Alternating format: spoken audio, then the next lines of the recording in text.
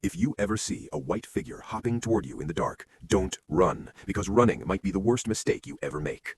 There's a ghost in Southeast Asia, unlike anything else in the world of the supernatural. It doesn't float, it doesn't crawl, it doesn't fade in and out of shadows. It hops, rigid, upright, wrapped head to toe in white burial cloth. And according to people who claim to have seen it, the sound it makes is something they never forget. A dull, heavy thud, cloth against earth, getting closer. In Islamic funerary tradition practiced across Indonesia and Malaysia, the deceased is washed and wrapped in a plain white shroud called a kafan, secured with knots at the head, the neck, and the feet. Before the body is lowered into the ground, those knots must be untied, not as ceremony, not as habit, but because the belief is deeply held that a bound soul cannot ascend, cannot leave, cannot return to its creator.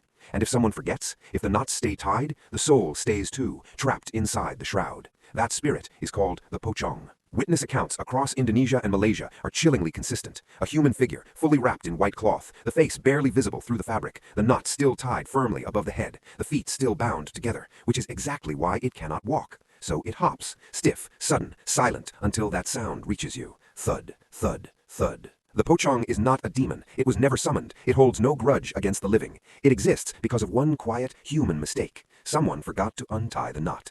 Sightings place it near cemeteries, on empty roads under dying streetlights, and outside windows in the dead of night, just standing there, staring. Some accounts say it knocks on the glass, some say it simply waits. But here is the part of this legend that gets under your skin and stays there. Unlike almost every other spirit in folklore, you cannot outrun the Pocong, you cannot hide from it, you cannot ignore it until it goes away. The only way to free it is to walk toward it and untie the knot above its head yourself. That's it. That is the only release. In some accounts, the moment the knot is loosened, it collapses immediately. In others, it simply vanishes without a sound. But either way, someone had to make themselves approach a figure wrapped in a burial cloth in complete darkness and reach up and pull the binding free. The Pocong is one of Southeast Asia's most recognized and deeply feared supernatural figures. Reported sightings have triggered real public panic. It lives in horror films, in folklore, and in the quiet warnings parents pass to their children. Not as a monster born from evil or hatred, but as a consequence of a ritual left unfinished, of the living failing the dead in their final moment.